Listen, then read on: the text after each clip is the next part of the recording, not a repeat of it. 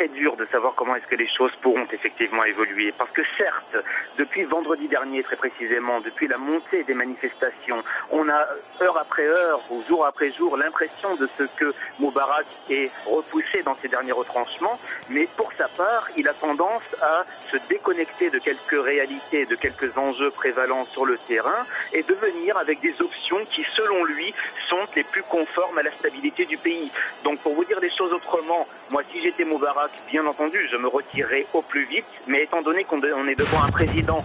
qui, quelque part, a un syndrome Louis XIV, qui estime que l'État, c'est lui et que la stabilité, c'est lui, à partir de là, on ne peut pas pour autant affirmer avec conviction qu'au départ de ce à quoi on assiste actuellement, il pourrait effectivement se retirer rapidement. Oui, mais qui soutient encore Hosni Moubarak aujourd'hui en Égypte ?